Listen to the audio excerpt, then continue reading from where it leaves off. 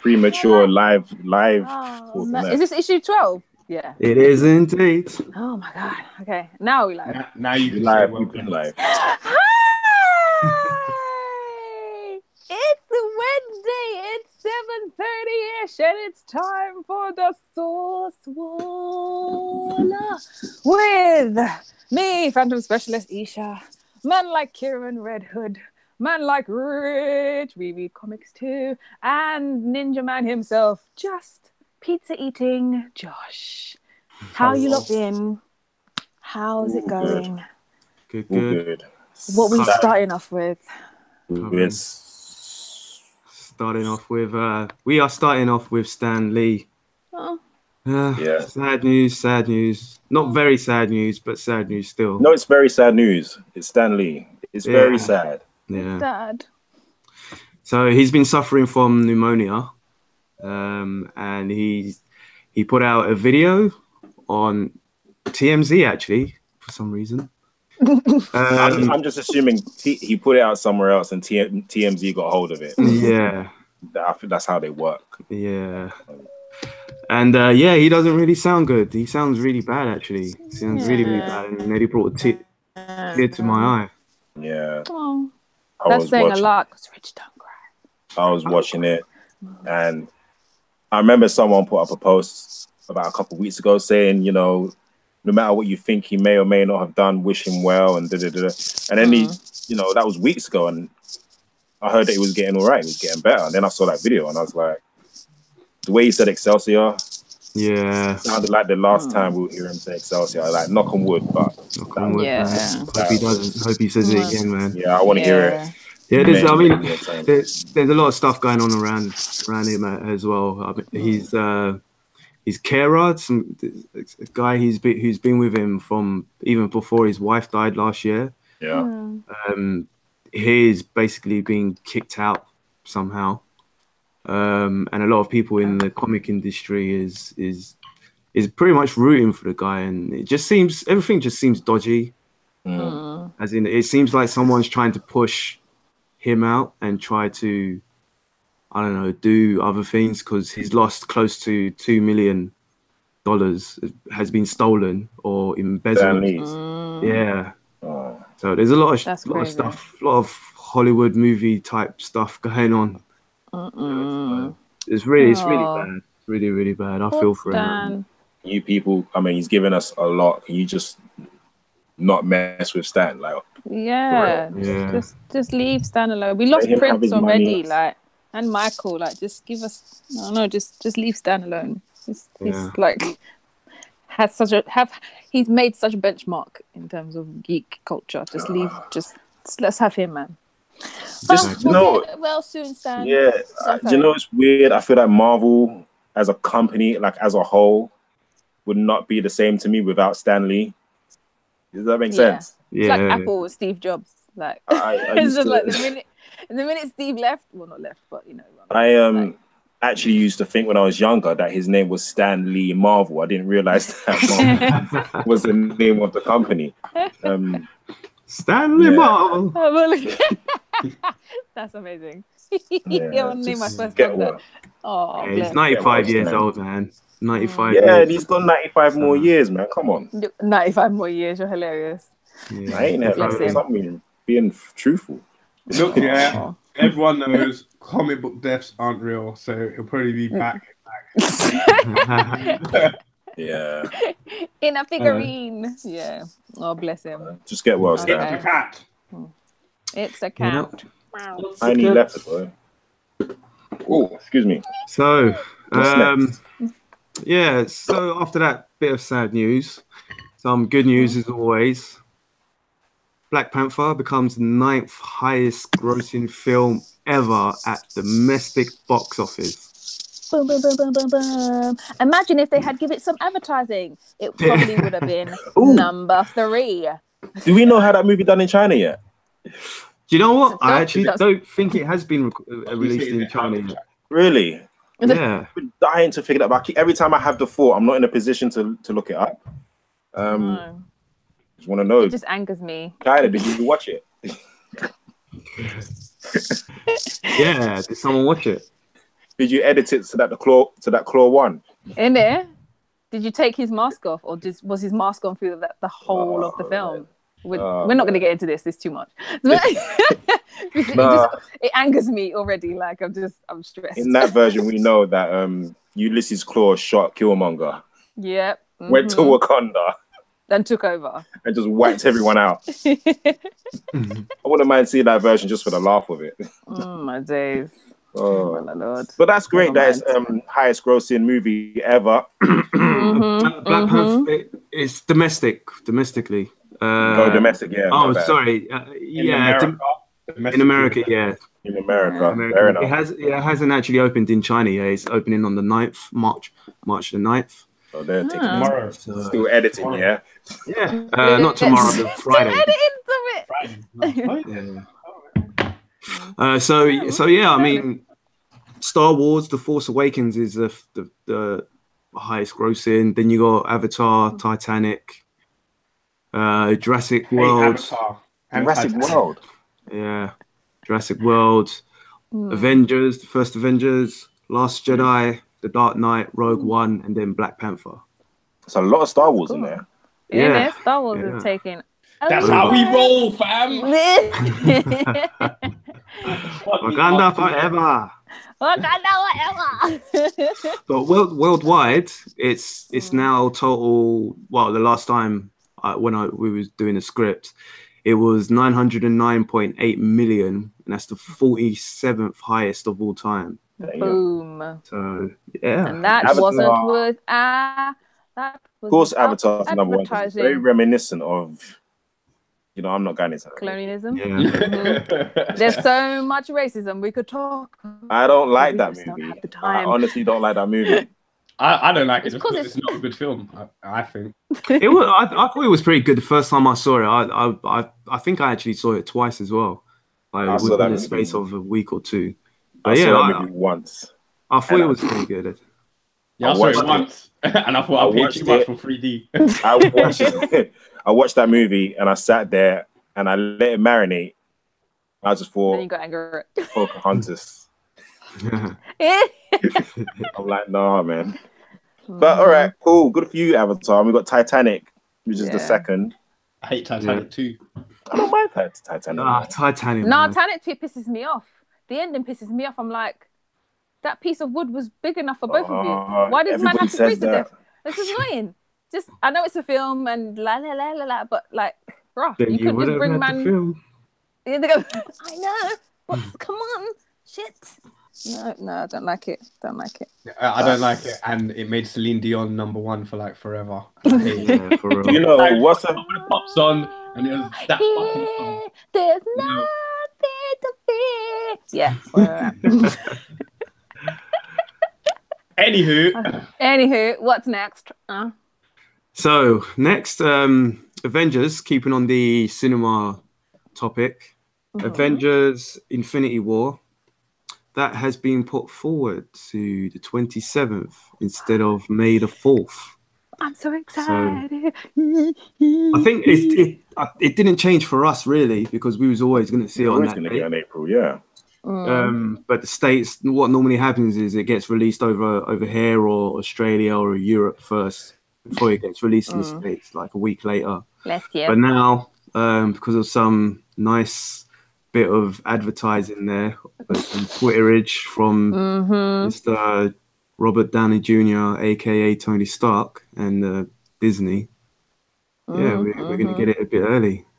Oh, yeah. You know why they done that? Yeah, Star Wars, fam. They don't want Avengers to eat into Han Solo's thingamajig. Yeah, so they're bringing it out earlier. Because that film is like shrouded in controversy after the whole thing with Episode 8, and then all the things of people being a bit meh about the trailer and all the little things that are happening. Oh, is this guy? Can he even play Han Solo? I don't like his hair. Whatever. His hair is not Han Solo. Han Solo. Not Han Solo hair. Yeah, hair Solo. Hell no, don't like it. But I think they just brought it back because will eat into Han Solo, and they want to get the most out of Han Solo that they can. Yeah, I mean, What films are coming out in April then? Deadpool 2 is coming out on the 18th of May. Okay. April release date. I did have Rampage. Rampage is coming out. Rampage, yeah. Remember that game? Does everybody remember that was a game? That was a sick game. Yeah, it was a sick game. I love that game. So you got Rampage, Super Troopers 2, Duck Duck Goose, Dolphins, Game Over, man. Game over, man. Game over, man. Wait, you said Duck Duck Goose. Yeah. I don't know what that is. In the follow, Duck Duck Goose is an animated film with some duck that has like a bad attitude, and he ends up finding some little ducklings, and he has to look after them and find their mum or some shit. Anyway, don't ask how I know that. Sounds anyway, right. Yeah, look, it didn't look as bad as the Woody Woodpecker that I saw. Oh my days! Did you watch it in Spanish? No, that was released. That was released for the Spanish, wasn't it? That was made for them. I think it was. Yeah. I just remember that trailer, and he's just like, "What is this?" Anyway, following in all that release time as well, Pacific Rim 2 is coming out. Oh yeah. And when is that? Ready Player One is coming out as well. Oh, is that everybody excited about Ready Player One because they It's got DeLorean. It's got a DeLorean in it. It's got I Am Giant in it. I think I saw Freddy Krueger in it. That's the film. Ready Player One is at the end of March. It's 29th of March. Yeah. Yeah. So they're all around this this month. March, April, May ish. Okay. Do you know what I'm saying? They're all in that time. So I think what happened was because when Ready Player One was originally coming out at this release date, I don't think there was as many films coming out now. Yeah, and they thought we got this in it, and then now there's Avengers, Rampage, Deadpool, Deadpool. What's that other one that I just said? Solo. Pacific Rim. Duck Duck Goose. Perfect for Easter time. The kids are gonna go and see Duck Duck Goose. But I'm not surprised because they made Angry Birds, and I was like, "What do you do in your boardroom?" Angry Birds wasn't bad. I liked Angry Birds. Did you really? Yeah. I went in going, "What is this?"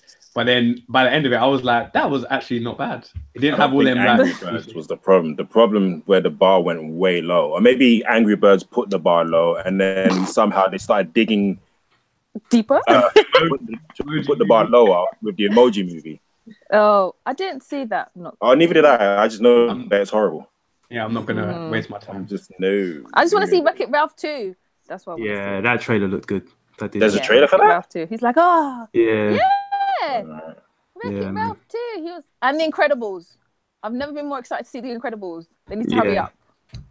Just hurry up. But yeah, sorry, go on. We were like a little off tangent there. But go on. What's next? So keeping on the Infinity War subject, actually, some more spoilers actually has been released. Actually, some toy spoilers has been released, but then a picture was released as well with a nice pristine model of Iron Spider. I saw that. I don't count that as a spoiler. I mean, we knew it was the Iron Spider. Exactly. God knows how long. Best, worst kept secret ever. Was it even a secret? Was it meant to be a secret? I don't know. Nah. As soon as you saw the Iron Spider, you knew it had tentacles. So funny thing is, what's the point? The costume looks a lot different than the comics, and it was like the fans that kind of dubbed it the Iron Spider. It's similar. Costume. It is similar. It's similar, but it's still different. It could have easily just. It's only because they kept the red and blue ski. If they got rid of that and then just put the gold spider in a red suit, it's the Iron Spider suit. Yeah. The colors are different. With the tentacles, it's 4 tentacles instead of 3. Yeah, that's the one. Why would you have 2, 3 tentacles? Yeah, go on. Sorry. And it's the colors a bit different, but other than that, you still got the spider going around the body. On the chest, and I think looks good. I think they just done that because literally Spider-Man Homecoming just came out, and they don't want to be like, oh, it's a different Spider-Man. They just try to keep him look similar. Yeah, it's the same Spider-Man from the other one or whatever. Because if he literally just come out with this new suit that he got in that film, and then in the next film he comes out with a different suit. Quick question. Like, Quick question. You know, Superman Homecoming. You know the character that Danny. Superman, sorry, Ra. Spider-Man Homecoming. You know the Danny Glover character. Did he make reference to? Oh, morning. Did he? Oh, someone beamed in. Sorry.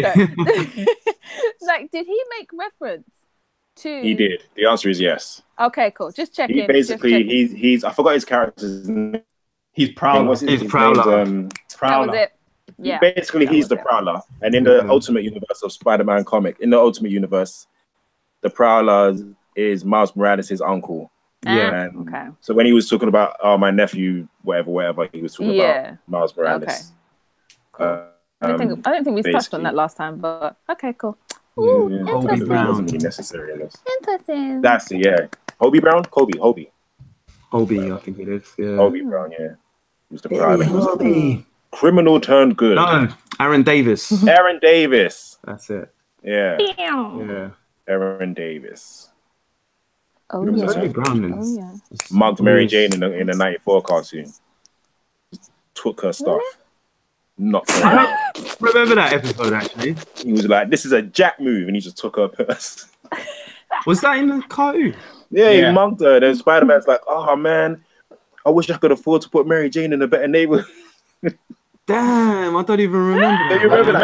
I don't remember the episode. He had the purple and green suit. Purple and green suit. Yeah. I did. Oh man, I need to go back and watch. He's gonna watch the whole. Go watch that episode, man. I'll be back in a bit. Yeah. Pins her up against the wall. A few moments. Pulls out a 9mm. Puts up against her cheek. No, he doesn't. You sure this is Spider-Man or Spawn? Which one?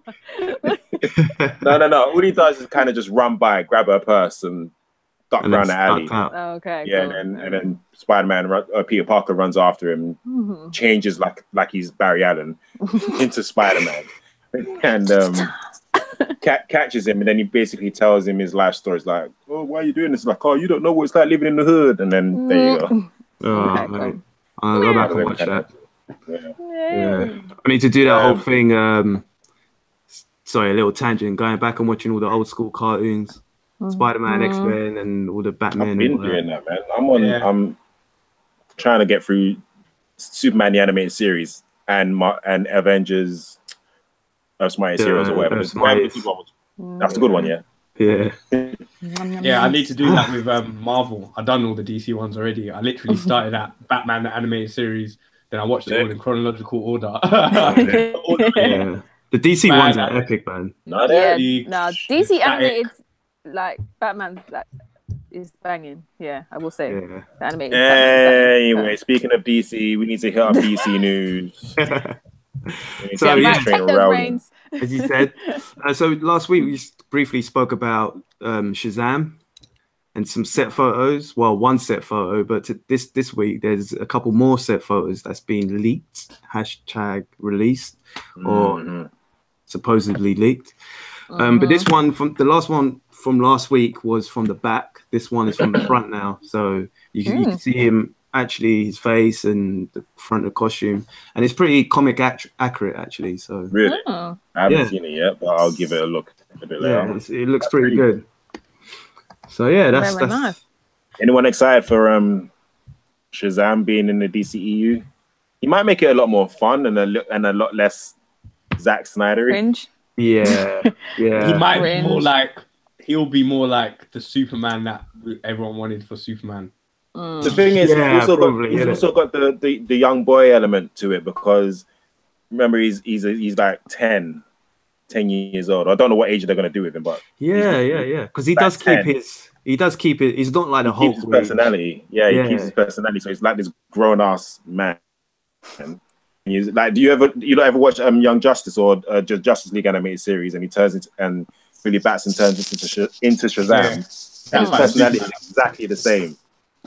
Exactly the same. Yeah, it's quite funny to watch him. I watched the movie, the short one. Oh yeah, it was like an hour or something. It was about half an hour or something like that. and with the origin and Yeah, against Black Adam with Superman. Yeah, Superman comes and helps out. Yeah, That was really good. That was really good. I wish it was really like that longer. one. It was disappointing how short that was. Because that was part of a series. There was a few shorts. Okay. So there was like, who was the other one? I can't remember. I think there was like two or three other ones. They did the Spectre, and they did the Spectre, and they did Green Arrow. Green Arrow, yeah. Those were all of which are sick. I recommend you going out there and watching those. But that's great. I'm actually looking forward to seeing Shazam in the DCEU or whatever is what they're gonna call it. Yeah, I am looking forward to it as well. To be fair, I am looking forward to it, but DC still have a lot of trust. You know, we still got a lot of trust issues with DC. Yeah. So, you know, we'll see. We'll see. Yeah, definitely trust So, issues. looks like, speaking of Zack Snyder, there's some Zack Snyder news as well. Shady. Shady. Funny guy, man. Funny guy. He's throwing some shades at the Justice League mustache fiasco. He actually, right, so first of all, he liked the comment of Joss Whedon losing the job of Batwoman. Oh snap! Oh yeah. He, on one of the comments, he pretty much just liked it. And then this time round, what did he say? He said he's got a moustache or full on beard. Yeah. And he said he captioned it with, "Guess I got to shave this thing off." Yeah. And a fan then responded, "Or you could just remove it via CGI." No, but then he said, we all know that doesn't work. So. Is that what you said? Aloe vera. Do you know That's nice. I know he was getting a lot of slack for that, but that really wasn't his fault. He tried to get the others to be like, "Can't you just shave it off for a bit and then grow it back?" But what was it for? Mission Impossible. Yeah. They were adamant that no, he's not shaving that moustache off. So what could Zack Snyder do? It's not his fault. Do you know what? I just painted green. But it wasn't even Zack Snyder then, innit? It was just exactly. That's exactly what I was gonna say. Was it? It must have been because it was a reshoot. So he had already gone. Oh snap! He'd already done his shots, and Whedon must have came in, and then they do reshoots and. That's it. So they're gonna have to. No, they should have. Do you know what they should have done? This is what their mistake was. We needed. I was gonna say Spider-Man. We needed Superman to come back in his black suit with his long hair and his beard. And then when it was time to go, you finish shooting Mission Impossible. You shave off this, and you still got that. That was their mistake. Yeah. How can you come out of a coffin? All clean shaven, like. Clean shave, yeah. Come out of coffin, all clean shave, and because even when people die, they're actually still growing hair for a bit. I don't think that's actually true. I think what happens is the skin. Yeah, your hair and nail. Oh, well, your skin like. Yeah, it loses all the moisture. Yeah, and it just everything shrinks basically. Yeah, they could have just painted his beard green, and then properly green screened it. Just leave the man alone. That was that was the worst CGI I think I've ever seen. What kills me is that smile in the beginning of the movie where I know he's looking at the Like camera. a peeled potato. It's just no. He That looked like he went to the dentist. It was bad. It wasn't. I don't know. I'm not gonna lie. I didn't notice it until I saw it on YouTube. I was in the cinema, I didn't clock shit. Then when I came and I saw it on YouTube, I was like, wait a minute, what's wrong with this guy's lip? Because I'm sitting there in front of me. I'm like, what's wrong with this guy's lip? And it's all just like.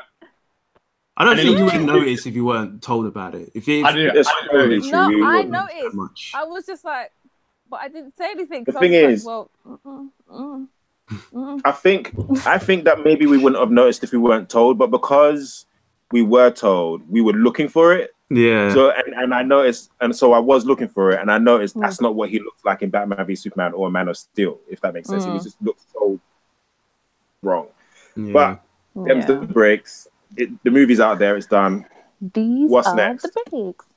What is next? The breaks. So next is Keanu Reeves.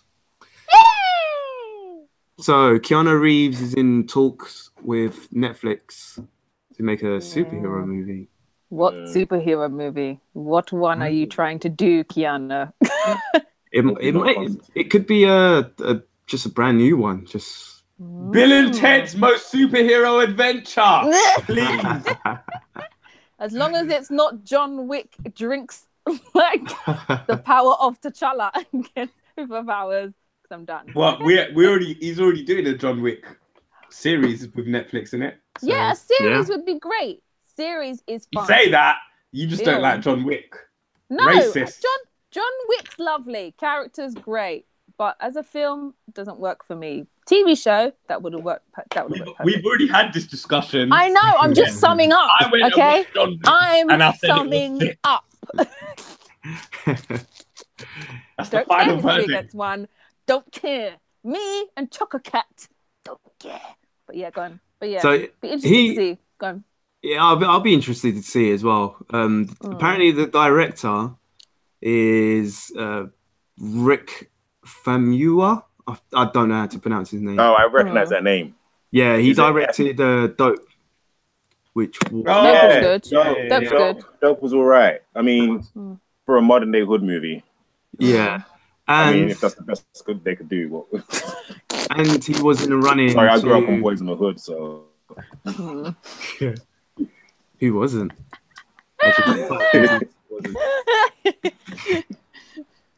He was also supposed to be doing The Flash until creative differences and all that. That's where I know the name. Mm-hmm. Yeah. I swear he did something else other than Dope, like recently. I can't remember what though. I don't remember anything recent. I remember he done The Wood, one of my favorite films ever. Yes. Yes. Again, that. don't even get me started on that movie. That's he done The Wood. He done Brown Sugar. All these movies I have on DVD, by the way, like they're copyright infringement. I'm singing. Sorry, we don't have money.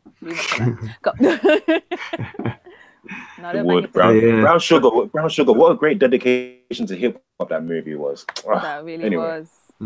Different kind of podcast, anyways. Yeah. Moving on. The title is Past Midnight, and it's described as a new kind of vigilante superhero story. Okay. I'm down. It's going to be written by TJ Fixman, whoever that is. Don't know that name. Is Keanu starring in it, or is he just directing it? I'm thinking he's going to be starring in it, and Joe and Anthony Russo are apparently going to be producers on it as well. Oh snap! Okay. Got a good set of names around it. Yeah. Okay. If you know if Netflix is going to be involved, it's going to have that rawness that we will like. That raw Netflix feel that we like. Yeah. We like that. Keep it 21, people. Keep it 21. There we go. Cool. Also, on the film front, the Crow reboot has got a release date. Ooh.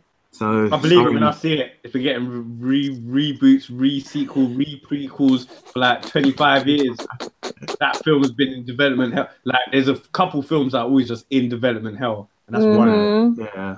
Until I see a trailer, Aliens. I don't believe. No. But it's got a release date now, which is October 2019. Oh joy! So, and it's Jason Momoa as well. Release date now. Why don't you just tell us in January 2019? Like, don't be dropping it now. If you said 2018, I would have believed you. Yeah, it's Jason Momoa. Okay. Can just because Jason Momoa's in it, it's going to be like the Gambit film. Same thing. Yeah, he's in Nothing's like a Gambit film, man. Nothing is going to be like The Crow is Gambit film. Is we going? Place your bets. Is it going to be a Gambit film? I don't know. You know what? When the Gambit film gets to 20-something years of not being released, then Crow has not been good since Brandon Lee. Rest in peace. Oh yeah, Brandon. And after that, it's just been failure after failure after failure. How many movies are there? Yeah. Failure. There was only 2. The Crow got shot. Let him die. Leave it there. Moving on. Oh bless. Moving on. Oh man. Sad. We miss you, Bruce Lee. Just side note there. Yeah. Go ahead. Okay, so comic news. Yeah. The Fresh Start has actually got their. We know who's going to be doing what in some of the titles. A lot of moving around. You got Nick Spencer doing Amazing Spider-Man, Mark Waid doing Ant-Man and the Wasp, Jason Aaron moving from Thor to Avengers, which should be pretty interesting. Ta-Nehisi Coates will still be doing Black Panther, but he would also be doing Captain America as well. What? Yeah. Scotty Young. Good old Scotty Young.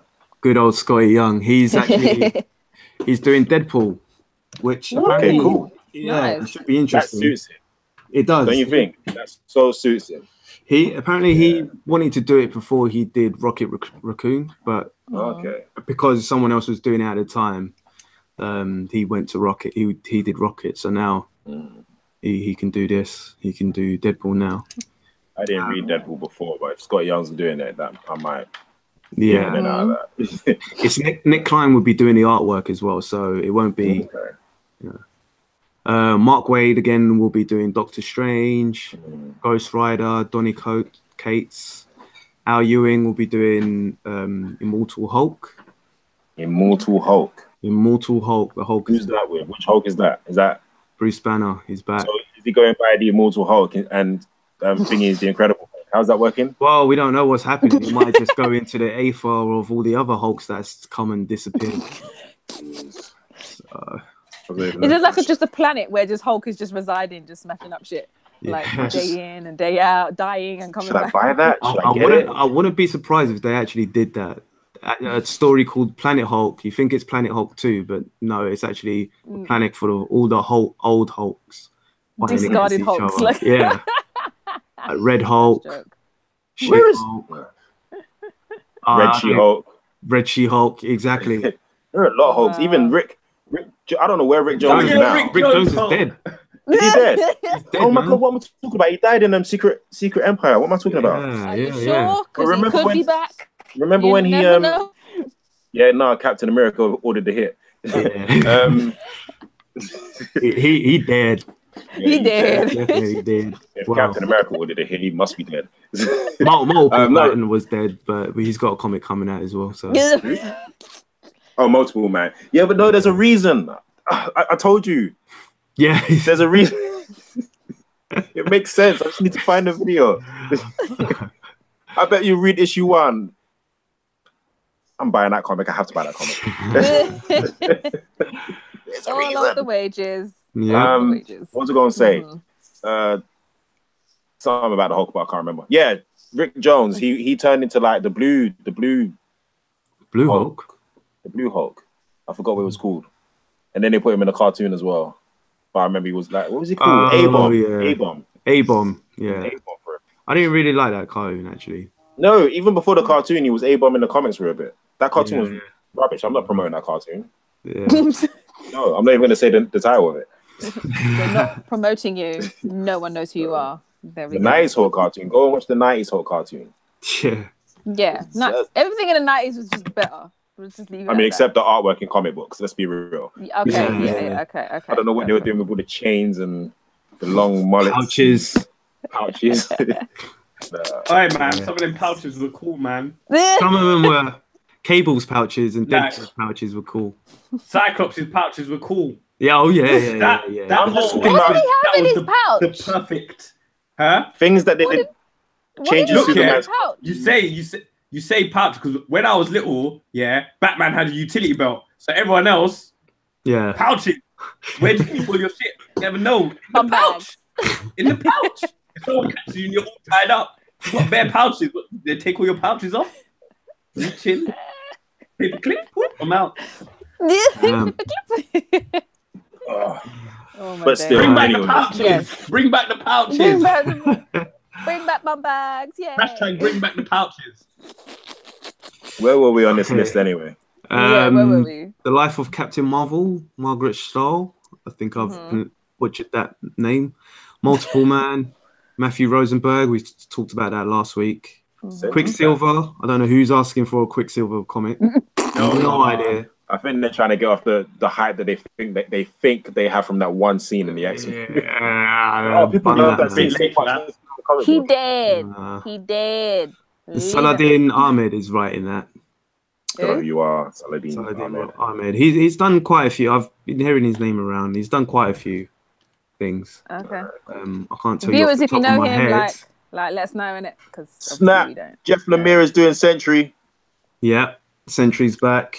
Back. If you've been reading Doctor Strange, you would know how he came back, and that was a pretty dope story. To be fair, are you spoiling it, or you're not spoiling it? No, I'm not spoiling it. I'm not spoiling it. It's pretty good. You need to watch. You need to watch Geek it. You need etiquette. to read it. Definitely. Read It's it. the whole Doctor Strange series has been pretty good. That and Thor has been pretty good since the whole relaunch. But following on from that, Thor, Jason Aaron is still doing Thor. Tony Stark. Thor, yeah. Tony Stark, that's going to be done by Dan Slott. What up, Dan? He's moved from Spider-Man over to Iron Man. Thanks for signing that comment.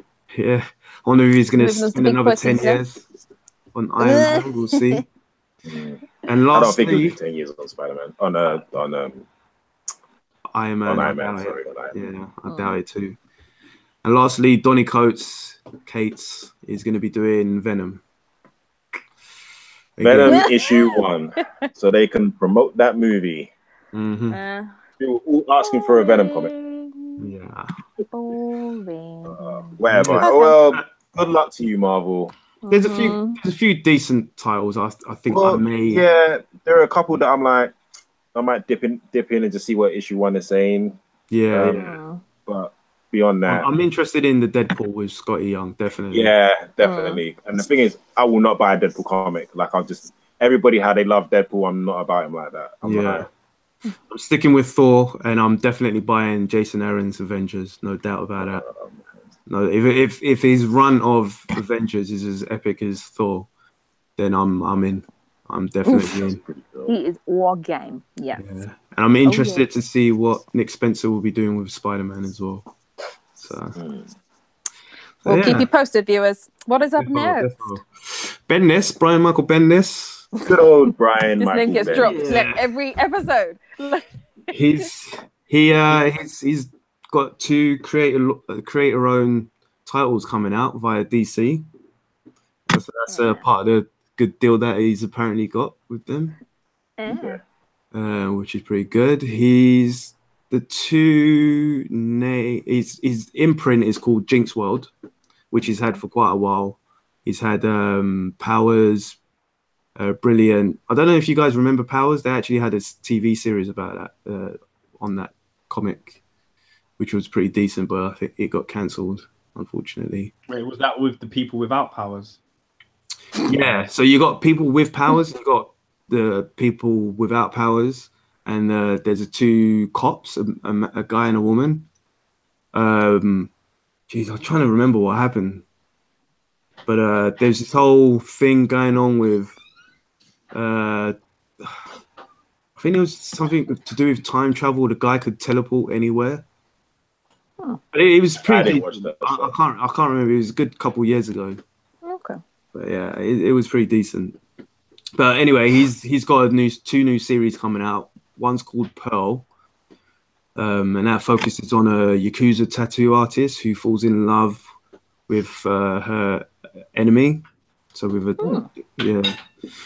and the other one, which is called what's it called again? Cover, and that one is about 2 comic book creators who is recruited as a spy, and they travel all around the world, going to cons and events, but they're actually secret spies and a load of espionage type shizzle. What are they looking like? You know what? What? Are we excited about any of these people? Man, just no. All right. I'm pretty interested in that. The first one that's- sounded interesting. What was that with Michael Gados? Powers. Powers. Okay. I mean, what's it called? That one's the second one is called Cover. Pearl. No, Pearl sounded interesting because Mhm. it sounded like it was something.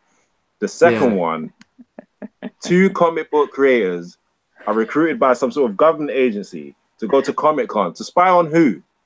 Nah, I'm I sorry. think because basically he was saying he's co-writing it with David Mack. And basically what he said is David and I have had a lot of travels over the last few years, and we are going to have a lot of fun examining the world of espionage through the world of Comic-Con. So I think basically because he's been traveling a lot, they've probably come up with, since we travel a lot, imagine being a secret spy. You know, you've already got your excuse of traveling. So It would have been a better idea to be like, you had 2 comic book guys that decipher messages in different comics, and then every time they go to Comic-Con, they have to find a particular, like, what do you call it, like alien or being or mutant in Comic-Con, in the Comic-Cons. And then so like each comic or each genre of comic or characters has a different message in the comics, and then you just go down there and hunt them and find out who they are. I'm not with it. Look, I'm trying to listen to you. I'm not with it. I tried to make it slightly better. Your story is rubbish. His story is rubbish. I'm not trying to read a comic book about going to Comic-Con. No, it's not. Not reading the comic book to go to Comic-Con. I'm trying to find monsters in Comic-Con, and the messages are in the comic books. I think that's better. All right, let's just move on. Viewers, man, come on, back me. Trying out here. Go ahead. What's next? Okay, so next one. I think it's Josh. Yeah, I think you're taking the reins with this. What is it? It is Mr. Star Wars Rebels. Tell us what it is. So wait, before we start, this is purely spoilers. So if you haven't watched Rebels, I haven't watched Rebels. I've not watched any of them. I've watched probably a few episodes of the first season, but that's about it. But from what Josh has said previously, it's pretty damn interesting. It was pretty dope, right? So Rebels wrapped up, end of the season, end of the show. It's finished, kaput. Ooh, the end. Where's it gonna go next? I don't know. I haven't seen any announcements for any new Star Wars animation. Anyway, so this last series is basically bringing. I went with the intention of like watching it, and then whereabouts it crosses with Rogue One, watching Rogue One because I still haven't watched it yet. But then I just ended up watching like. You shut your mouth. You shut your mouth. So yeah, Rebels.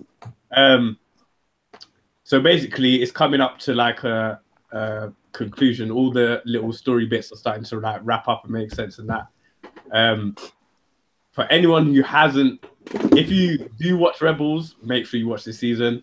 If you don't watch Rebels, but you like Star Wars, because I think the problem a lot of people had was they felt that there was a lot of filler in like all the previous seasons or whatever. I felt that with some episodes as well, but some of the stuff that he was like, oh, that's filler, it comes back in like the last few episodes. Like, well, what was that episode for about in season, at the end of season 1, somewhere in the middle, and then all the way here, it's like stuff starts coming back or whatever. So basically, all right, first let's start with the death of Kanan. I don't know how to say it. Kanan. Every time I say it, I feel like I should have an American accent, but whatever. Right, so Kanan goes out like a don. Like he literally goes out like a don. Yeah. They have the rebels have a plan to attack Empire base. And it doesn't go well, and Sabine gets captured, and then what happens? Kanan's like, oh, they split up into 2 groups, basically, yeah. One side they go, yeah. Well, actually, no, they weren't going to. They were all going to one place, but then Kanan was like, I need to go back and get her, fam. He goes off to go get her, and he does. When I tell you, he makes like the sickest entrance. Like basically, like she's getting tortured. They're trying to get information. Where are the rebels? Where are the rebels? And all that stuff. And then none of that works in it. So they were like, right, we're gonna give her this mind shit, inject something in her brain or whatever. So they do that, and she's like, my friends are gonna come and they're gonna fuck you up or whatever. So because she sees Cannon come down from the window in it, and then he disappears. And then it's like, was I hallucinating? Was I not, or whatever? So these two stormtroopers are standing there, and she's like, my man's gonna come and fuck you up, fam. And then literally, I don't know, the lightsaber just comes from underneath one of them, floor drops. My man just drops. He's dead, fam. He's gone. He's gone on that one of the Mace Windu falls. He's gone. Yeah. Out the window, yeah. Not out the window, through the floor. Oh. And they're like at the top, you know them buildings that go like this. So my man's cut the hole there and he's just gone, gone. The way that stormtroopers died this last season is so fuckery. Anyway, so Kanan gets whatever, they break out. They try to fly away in the ghost or whatever. And then General Morgan or whatever, what's her name? Not General. Whatever, that one that's like Mayor, but no. Anyway, she's like, shoot they're basically building these TIE defenders, which are like these super TIE fighters that can shoot like from bare sides and all that stuff. And the rebels are like, if they build these, we're fucked, so let's go and do it. So Morgan goes, blow up the fuel thing and it will kill the rebels. Like, but it will stop our thing of the defenders. She's like, I don't care, kill them, blow up the thing. So they shoot the fuel tank. They shoot the fuel tank. Yeah, and then what happens? Oh, there's a whole like lovey-dovey moment or whatever. As there always is. And yeah, there's a whole lovey-dovey moment because in like a few episodes they were like trying to kiss or whatever, and they kept getting interrupted. And I think it even happened in the middle of this mission when they were stuck in like some little alleyway or something like that. Shit right Yeah, so they start doing their little kissy whatever, and they're about to get away. They go to jump on the ship, but then it explodes. So Hera's like, no, Kenan, come. He's like stopping the fire with his force powers, yeah, and he's standing and he's like, go. So they all like jump on the ship, and she's coming back to get him, and he just force pushes her onto the ship. Right. And then he's holding the fire. The fire's getting bigger and bigger, whatever. It looks so sick, yeah. Then they're trying to like fly in and still get him. When he pushes her back here, he pushes her onto the ship. Then he pushes the ship away, and the fire just eats him. And he's dead. He's dead. Bon up. Like a dog. Bon up. They spent an episode crying about it or whatever. And all that stuff. He went out so sold. They spent an episode crying. It was, yeah, they spent an episode literally crying about it. And then it was like, we're going to get revenge. We're going to get revenge. And it basically, there's another assassin that Thrawn brings in to like catch them and all this stuff, yeah. And Zeb has a fight with him. And when I tell you, like literally, you know, like when you see someone pieing someone up here in the face, and you know it's in the face, yeah. When you're watching like a R-rated thing, you're seeing the face go blah, blah, blah, blah, or whatever, yeah. In this, you just see Zeb, and he just pounded the guy in the face. Sabine comes and is like, no, we can't do it like this. We can't do it like this. And when that guy gets killed, he gets like electrocuted to death. Like Zeb clamps his foot into like some metal railings and then climbs out and leaves him there, and then he gets electrocuted by a generator. Okay, Disney. Like, damn. Okay. And then in the last fight, all the these wolves that have been introduced, they're force sensitive, and they've been like helping them get somewhere. Like they can do like instant transportation. Like they find these teleports and they can like walk through them and then come out somewhere else, which is a whole nother thing that's been introduced into the Star Wars mythos. Damn. Okay. That's time travel, one thing. teleportation. Okay. Yeah, that's one thing. Yeah, and then time travel is the other one because basically they're trying to go to like. They know that the Emperor's trying to do something at a Jedi temple, and they're trying to get there and stop it before it happens.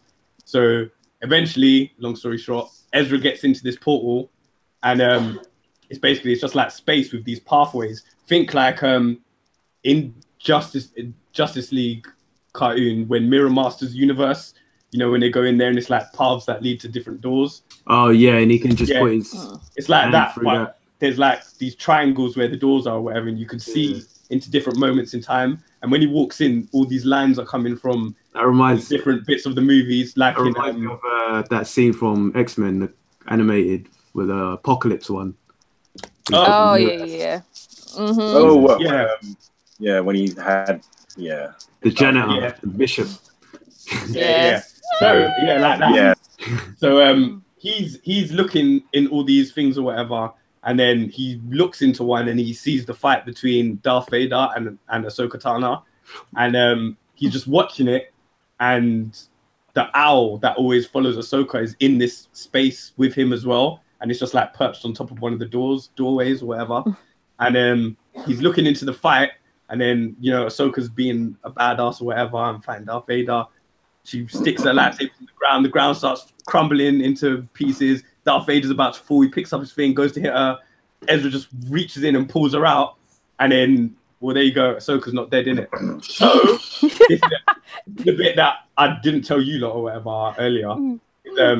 So they're just like chitty-chattering or whatever. Then you hear the Emperor, innit?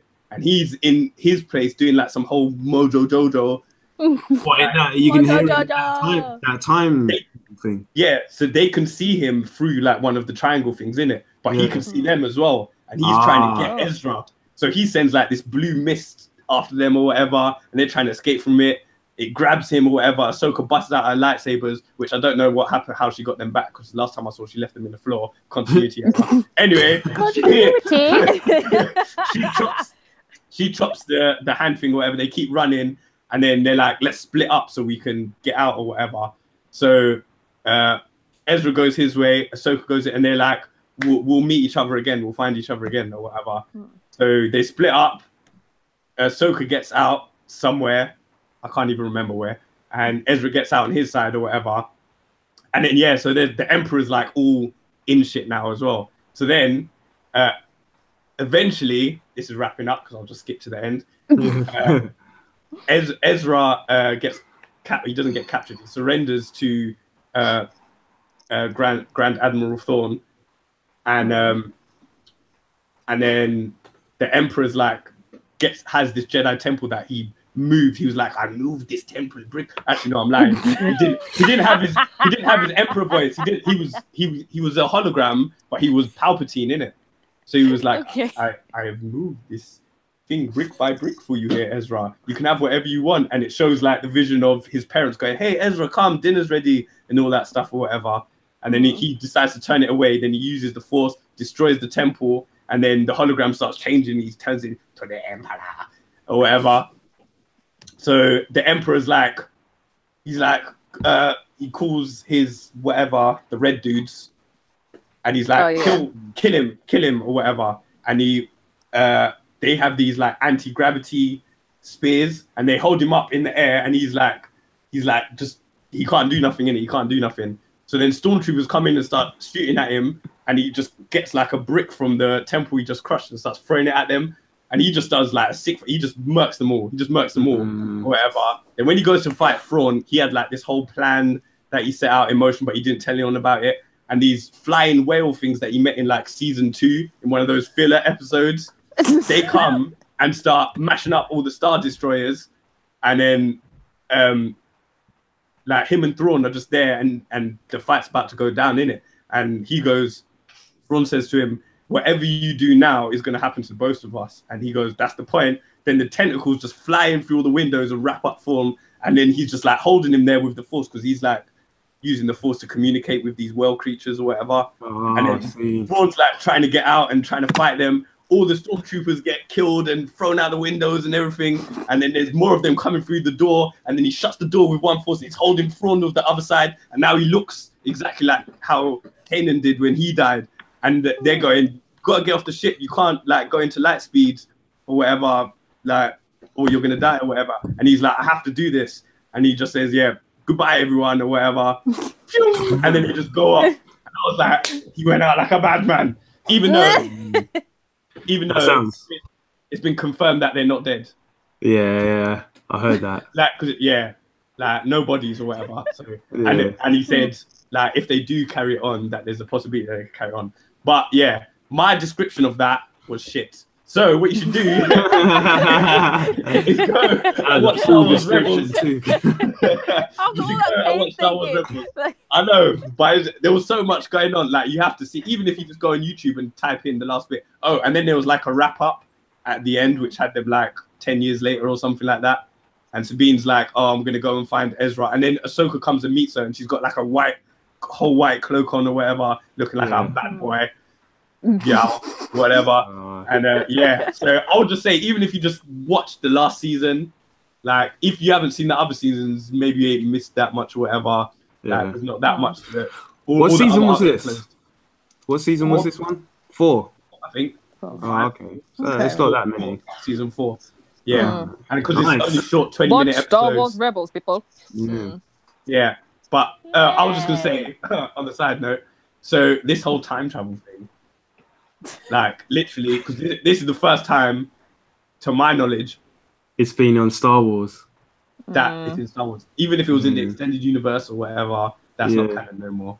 So it's interesting. It's interesting to see what they're gonna do with it, because I'm assuming they know what's happening in Rebels, because they say it's all canon. All the comics are canon. So it's interesting to try to figure out what is actually connecting. So, like you said, they're introducing time travel. Is that going to connect to any of the movies that they're going to be making in the future? What they should do is use that whole time travel thing to put Ahsoka, even if she's older, in the movies. She could train Rey. Man. How sick would it be if she was training Rey?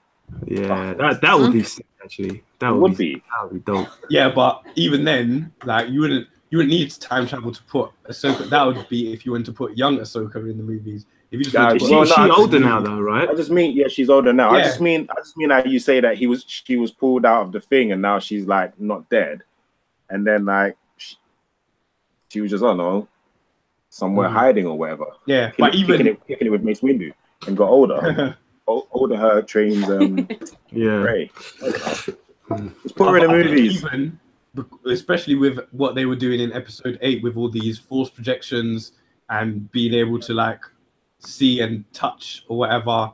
Yeah, I feel like Rebels explored those things like a little bit in terms of what the force was as the force, and not just the powers that people could use. So in Rebels you saw a lot of non-humanoid characters that had force powers, other beings, animals, being force sensitive and stuff like that.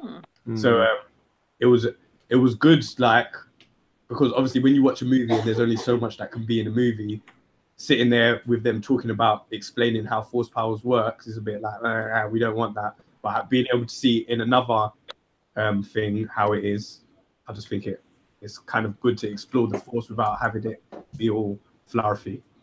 Yeah. All right, that's a good review, man. Yeah, man. Actually made me want to watch it. Yeah. We got two more reviews to go. We do. Yes, we do. Some nice comic reviews that we got. So we start off with the first one. Yeah, go ahead. Mr. Terrific. Everyone read that? The Terrifics. The Terrifics. Sorry. The Terrifics. See, I'm definitely not a DC boy. Well, there is a Mr. Terrific. Yeah, and he's the star of the show. He's the star of the show. Oh yeah, Mr. Terrific. And he's not the background character. Metamorpho isn't the group leader. You know, Plastic Man isn't the group leader.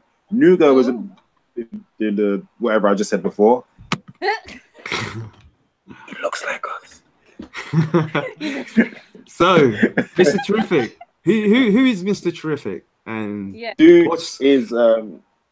Mr. Terrific is Michael Holt. Originally, from like DC back in the days, he was like one part of the he was part of the JSA with like Power Girl and Sandman and a few others who were back in the JSA. But obviously, New 52 has happened and wiped that all out. And I don't know if he was around much in the New 52. Was he, Josh? Not to mind. He was just like sporadic appearances. Yeah, like I think now. I think now since Dark Knight's Metal, they're just trying to kind of using that to bring a few characters back, like Metamorpho and Plastic Man as well. Okay. So but his name's no, go on. So the whole gist of the Terrifics was during, from what I understand, because I didn't read Dark Knight Metal, and I haven't really kept up with DC, but from what I understand, Mr. Terrific, he's been away on some dark metal mission. What it was is that there were like a few teams that were sent off to go find, I don't know how to pronounce it, Nth Metal, and apostrophe, N apostrophe TH Metal, and he was one of the teams that went off to find some. So that's what they mean by he was away in the dark multiverse. Right. But, sorry, go on, as you were saying. And Mr. What was his name? Mr. Stu? Who? Stag. Oh, Stag. Sorry, Simon Stag. He runs Stag Enterprises, Stag Industries. Yeah. Stag Industries. Yeah, so Stag Industries. He took over Mr. Terrific's company. His tech. Because he took some of his tech while he was away. And he's built a machine to try to get into the dark was it the dark universe? Multiverse. Yeah. But he's doing it to use Metamorpho, who's like Absorbing Man from Star Wars. Well, he's basically got like elemental abilities. Right. So it's like he can turn into, I don't know, any type of element. Type of element. Or metal as well, I think. And yeah, basically. So when he was in the dark multiverse, I think he started. I don't know if he started absorbing Nth Metal, and it kind of turned him a bit berserk. Yeah, he was kind of just out of control. It's like he was aware of what he was doing, but he had no control over it. I think it was obviously because it was very new to him. He's used to the stuff that we have, whatever's on the periodic table that we have. He's used to turning into that. So it wasn't on the periodic table, so that just kind of messed him up a bit. But, so with Inf Metal, what I know it's Hawkman's.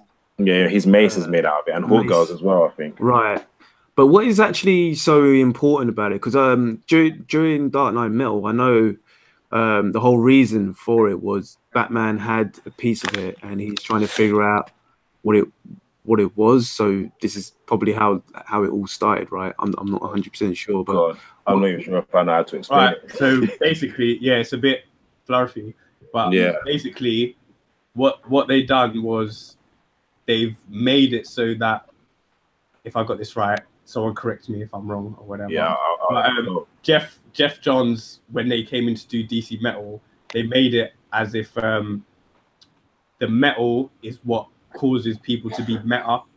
Right.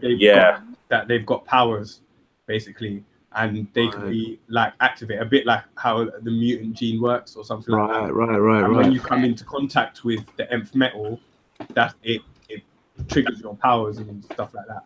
Okay. Some people, whatever. I'll still have to go back and read it, but that was like a little thing that they done. So they were making it as if Nth Metal was like a thing. But I liked that because it kind of gave a reason to why people have powers whatever, instead of just having powers or whatever. So I was like, oh, okay, this makes it all work. And the Joker was having a whole thing where he was saying like, oh, Batman, like there's a whole thing that Batman is meant to have had infinite but he's got some kind of reaction to it as well. So that's why he didn't die for some reason or something. I can't remember.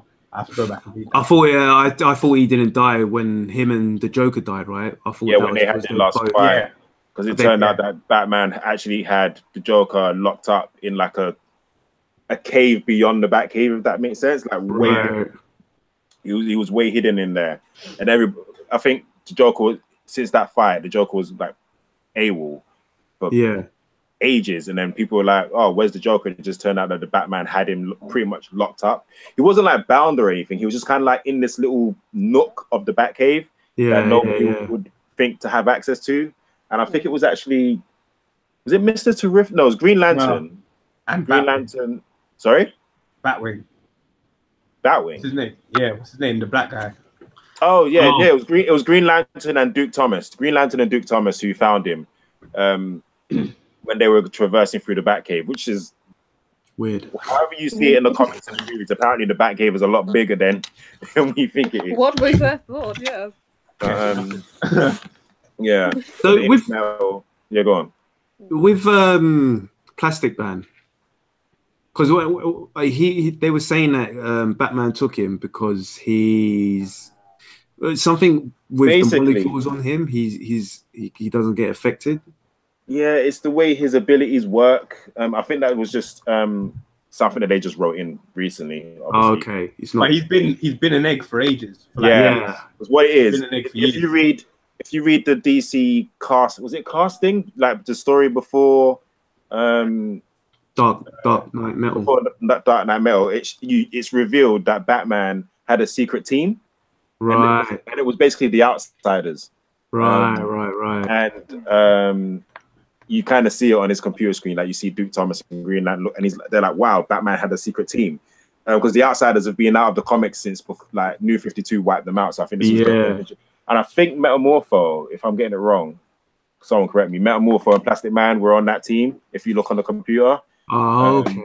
So then when I think Batman sent them on whatever mission, and then Plastic Man got encased, turned into an egg. He couldn't handle the energy, so he basically, to kind of save himself. I'm not even sure if he's aware that he did it, but he turned himself into this egg to kind of save himself.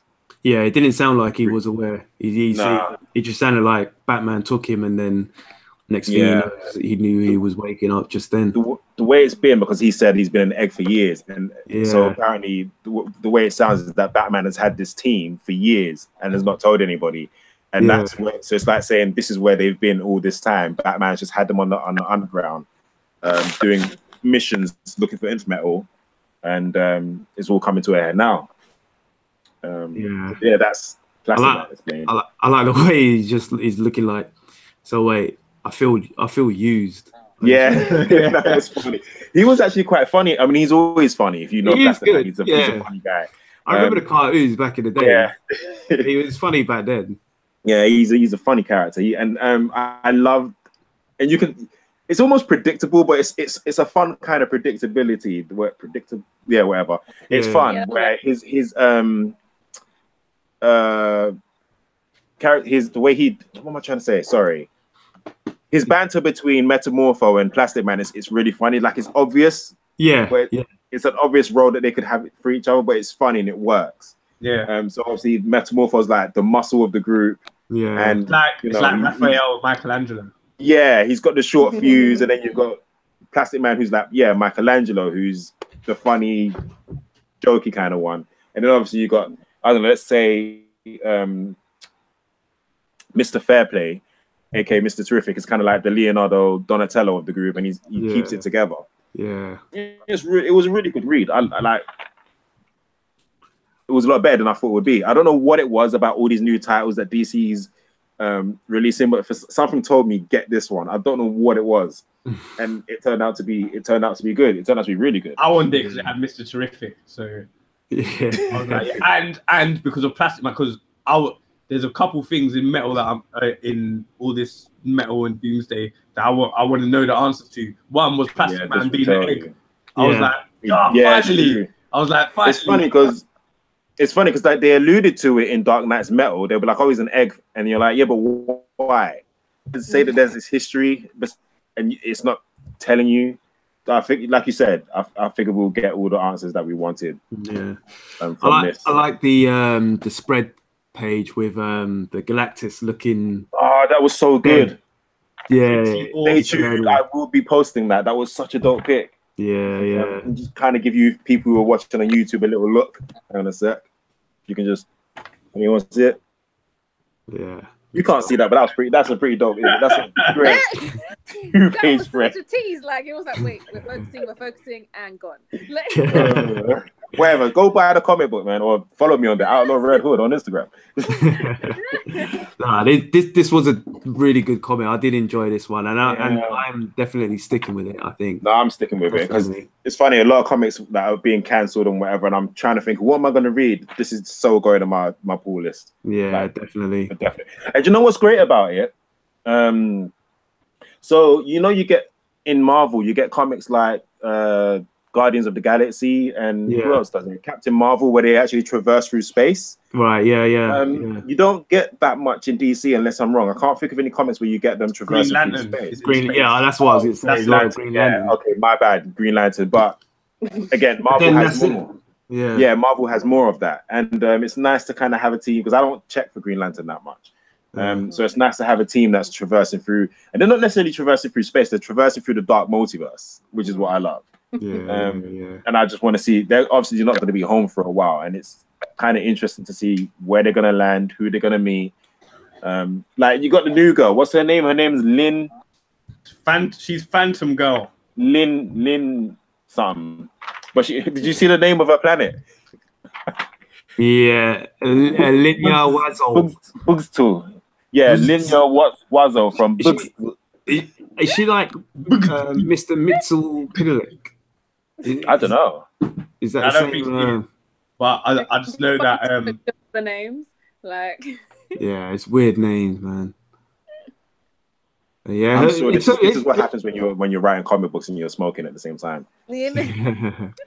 Has she been in the comics before then? Is she a character from before, or she is from before? I had to look because I remember when we first got it, I was like, "Who's that chick on the front?" I was like, "Is it Ace from the Royal Flush Gang?"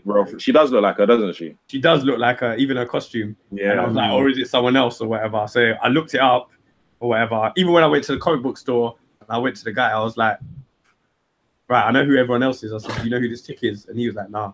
And I was like, just gonna have to read it and find out, I'm gonna Google her real quick because I probably know her from way back and don't remember that I remember her. Yeah. But Phantom Girl, I think her name is her superhero name. Is that it? Let me type in Phantom Girl. Phantom Girl, yeah. And right at the end, you got Tom Strong. Tom Strong. That was a nice little. He looks strong, doesn't he? So strong. Look at me, I'm so strong. Looks like he's like a Colossus's cousin there. I thought he was a very old character. To be fair, I thought he was like back in Phantom Girl. Sorry, Legion of Superheroes. Sorry, Rich, you were saying. Sorry, go on. No, I was just saying. I thought Tom Strong was an old Silver Age character, but he is actually. That's what was so fun about that ending. He is. He's from like. When is Tom Strong from? It looks like he's from the 99. He first appeared in 1999. So. I remember there was a cartoon. Yeah, I do vaguely remember that. Was it the Justice? If I'm wrong, remember the Justice League animated series when they went to that alternate reality? When it was, they done it like JSA, but it wasn't the JSA. It was one of the Catman and Turbo Man and whoever else they had. the Green Hornet, or Green. No, it was Green something else. The Green Lampshade. I don't know. Green Guardsman. Green Guardsman. There you go. Green Guardsman. Green Lampshade. In the Justice League, it was a reality that one person built based on the comic books they used to read as a kid. Because Green Lantern John Stewart, bad boy, was used to read it when he was a kid, and he was like, "All this stuff seems familiar. Like I know, like I've been here or something like that." And then he clocks, these are the comics I used to read when I was a kid, and But I don't think it was Tom Strong that was in it, even though the guy looked like him. Funny thing about Tom Strong, though, because obviously this comic is called The Terrifics. And back in the day, Tom Strong had a comic book called Terrific Tales. Oh, right. Okay. So I don't know if they're going to have him. Huh? I was going to say, I don't know if they're going to have him join the Terrifics, which would be pretty dope if they had him in it as well, considering what the old comics was. So this is shaping up to be really, really good. Yeah, It's only definitely. issue 1, and yeah, just go out and buy it. It's a fun read. Just get it. On that quick note of Tom Strong, just because Rich was saying about old characters and stuff like that, that's another good thing that they've been doing in this recent DC run, is just bringing back those old characters. Back all the even if they're just there for like some quick feature, it's almost like there's behind it, but we don't know. Like they've had who is it? Garrett. Detective Chip. Chip yeah. He's been in it, and he's had like a proper run, and he started losing his smartness and all this stuff. And it's like some people are like, who's Detective Chip now? But he's from like the 50s. Do you know what I'm saying? He's like 1 billion years ago. So all these little things, even like the whole Jay Garrick thing with, he's there. Oh, he is here, but he's not there. Like, where is he? What's happening? So it's all these little things that we're just waiting for. When Rebirth started, if you read the Rebirth issue 1, that DC Rebirth issue 1, it's got a few members of the, 1 or 2 members of the JSA at the beginning. So I remember there's this one old guy in the old folks' homes, like he's saying something like, "Oh, the JSA is calling me" or something like that. So and they think he's crazy. Back. Yeah, they think he's crazy. But what's her face from Legion of Superheroes as well? Yeah, no, she's in the mental house. She's in the mental house. Okay, so yeah, moving on. Go get the Terrific. Yeah, it's terrific. It's terrific. You know, the Terrifics is terrific. Yeah, go get issue 1, subscribe to it, and just get more of the Terrifics, because fair play, innit? Yeah, definitely. Boom. All right, What's the so next the next review, the next one is Alien Toilet Monster. That's right. You heard that right. Alien Toilet Monster. Alien Right. So this is a pretty new comic it's from September 2007. It is by damn. What are their names? Sorry. They've become more prepared. It's by Carol Zara and Eric Burnett. Mm-hmm. Art and stories by Eric Burnett. So what did you guys think of this comic? Firstly, sorry. No, don't apologize. Go. Really cannot stand reading comics online, because this was an online comic, and it's just that kind of threw me off. And for me, it was a lot. There was a lot going on in this comic. Mm-hmm. It's entertaining, just a little bit too much stuff going on in the stew. I kind of just wanted one cohesive thing happening. Maybe it's just me, but like I felt like there was way too much going on. But yeah, who's next? Okay, talk about it. Yeah, no, there was too much going on, and the artwork for me, I think, was the way they structured the whole comic. It almost felt like they just wanted to put one sole image in like the middle of 2 pages. That's how it felt to me when reading it, like on the screen, kind of thing. You know, like if you black out a whole page and then just have an image in the middle, kind of thing. Yeah. It was gone. So I thought parts of it were okay, but I agree that it had a lot going on. So the part where it had that little the beginning with the telling you about was it a coyote or a fox? I forget. And then it's like, this isn't planet Earth, and you just see this ill-looking monster. I thought that was dope. And then it turns out they're watching this kind of holographic documentary. I like that. And then it's basically showing what's happening in this bar, and everything in the bar with these specific characters I liked. But then when it turns into this other part, so it's like I can focus on. For me, my favorite parts were the parts with the story about the guy running the bar. His dead, and you find out it's his anniversary. It's his anniversary, and then his dead wife shows up, which was pretty dope, and from a alternate universe. And I like the whole multiverse thing as well, that they call it the multi. That was pretty dope. Where it lost me, and I just got so that I was enjoying that, but then I got lost when they did the whole. You know, it's got that one girl in the bar, just kind of by herself with the cockroaches. Yeah, and she was online, or she was. You know, if I'm honest, I couldn't follow that. It was too much. I couldn't follow it. So when I was reading that bit, I couldn't wait to get back to the story of the guy who runs the bar. I forgot his name. Sorry, I wish I. Frankie. Sorry, yeah, Frankie. His part of the story I really, really enjoyed, and I wouldn't mind following where that's gonna go and see what happens with that, and then I enjoyed that. I enjoyed his part definitely, especially with what was it? These. I don't want to spoil it for people too much, but basically there's these. No, go on.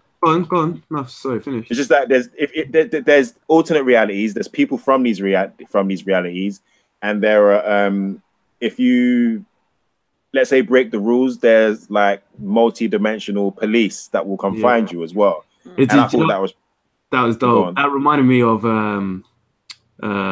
there's that bit. What happens if you meet your other person from an alternate reality?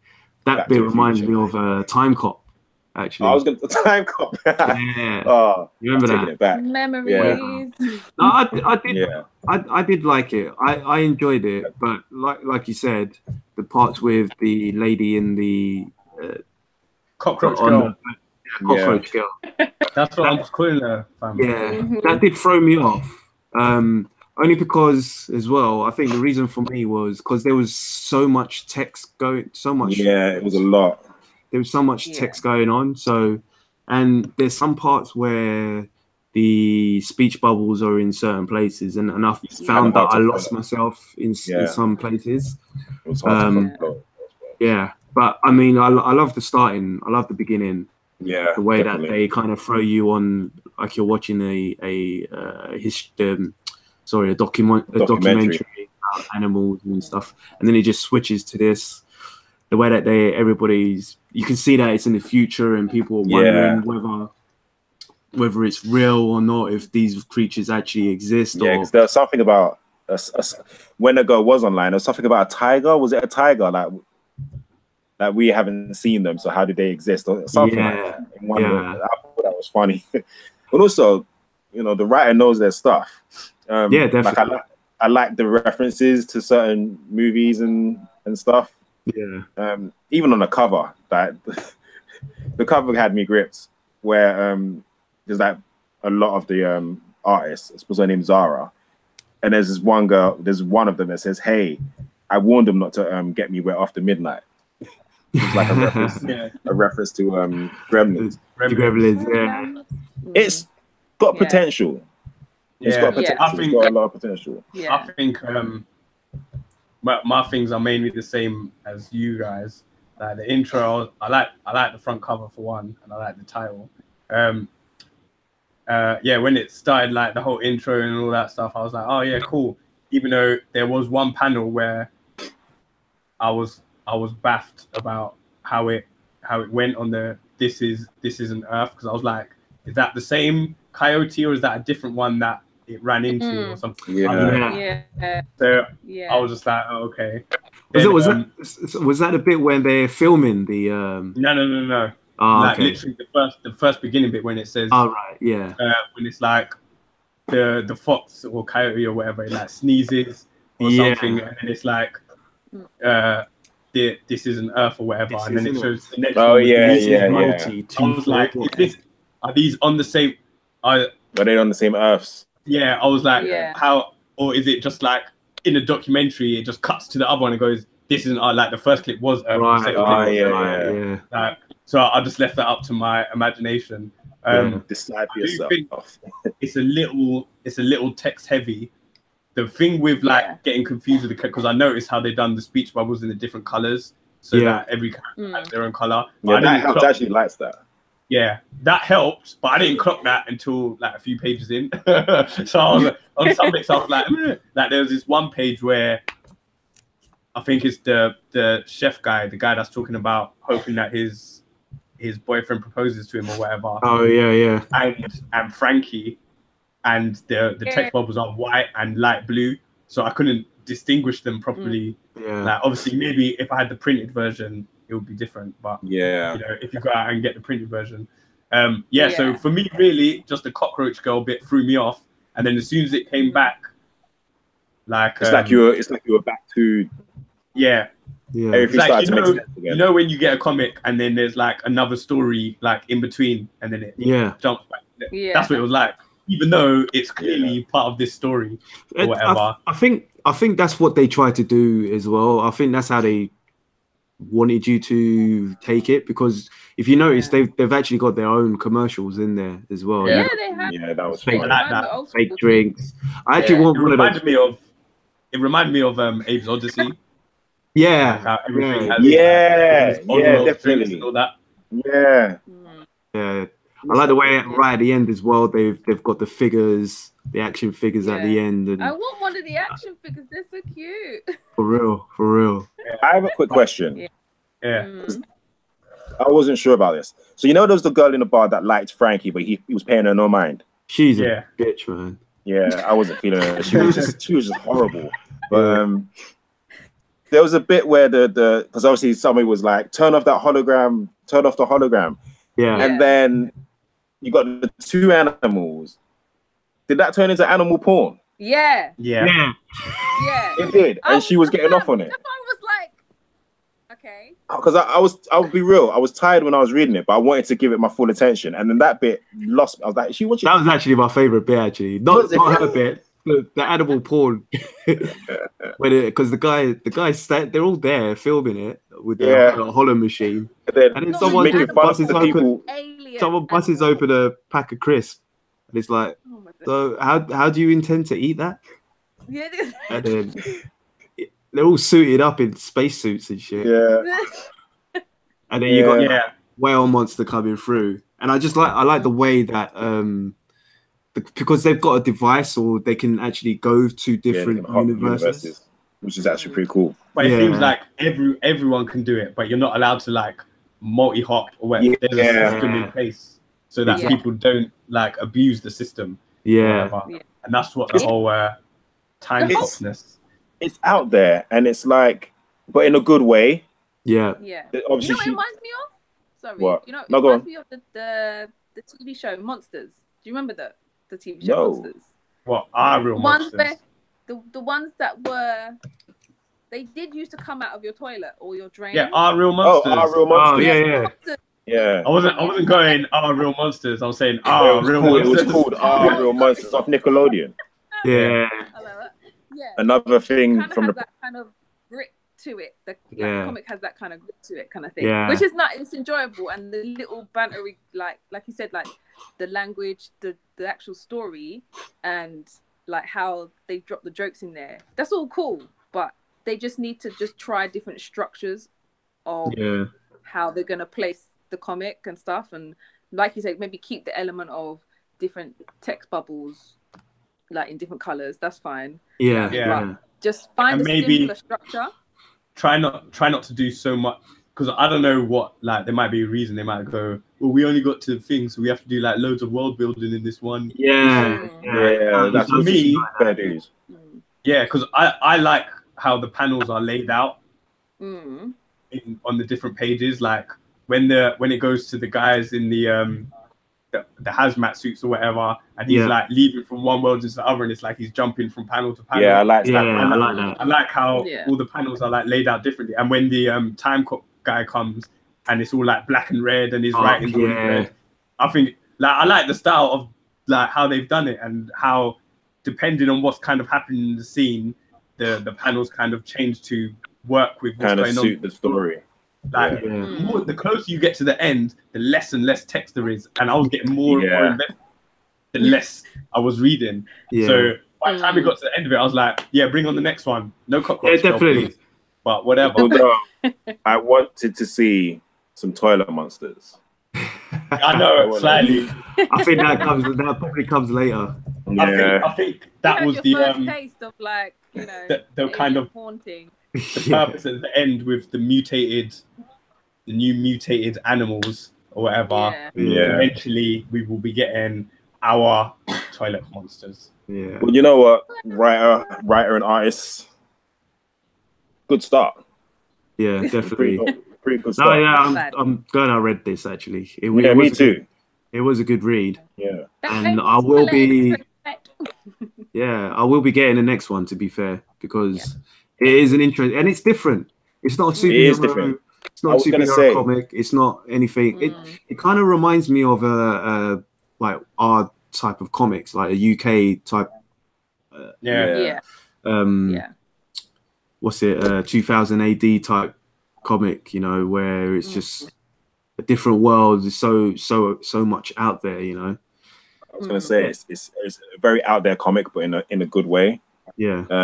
It just needs work on the pacing and the text, and it wasn't horrible. It wasn't rubbish. I wasn't like, you know. I was just, and the art is really good as well. I liked it. I enjoyed it, and I want to see more of Frankie. To be honest, he was like, I enjoyed him as a character. I did.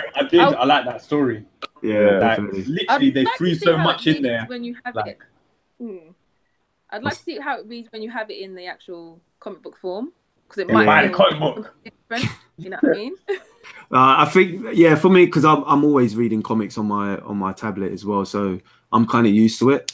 Yeah. But I kind of get what you mean of like the first time when you're reading, and it kind of puts you off. Yeah. You're not physically. It doesn't feel like you're physically there. In the movie, you know what I mean? I've only read I've not actually read. That was the first time I've read a comic book on like my phone or whatever. I've only read mangas on my phone. That's easier to do. Yeah. I read nearly the whole, like everything that I read that was New 52. I read it on my iPad. Yeah. I actually need to get a tablet just so I can start doing this. Yeah, that's the actual reason why I bought my iPad. And depending on what like apps you use and whatever, because like the way the panel, like you can go to like the next panel or whatever. I like being able to do that kind of. I'm in the panel. I can see the whole thing or whatever. I like being able to do that.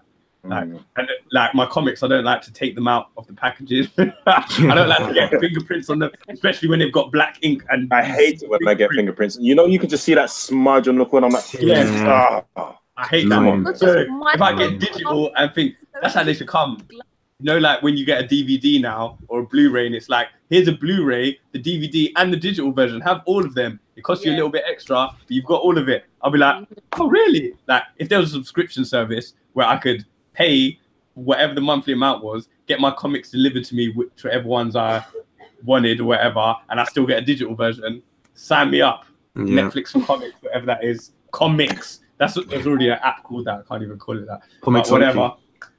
Yeah, and Comicsology, Nice. Cool. No, thanks a lot for that. Sourcewall gives thumbs up. So all of our viewers, give you thumbs up. If you want to send us some more. I lost my thumbs in a thumb war.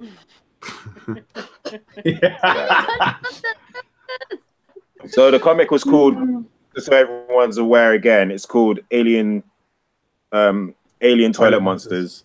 Go look it up. ATM. It was a dope read. It wasn't horrible. It wasn't horrible. Definitely. Go to your comic book stores, look for it online. I've read some crappy stuff coming out of the main two. Yeah. So just because it's not, don't think, it's not Marvel or DC, I'm not going to read. No. Broaden your horizons. All right. Broaden your horizons.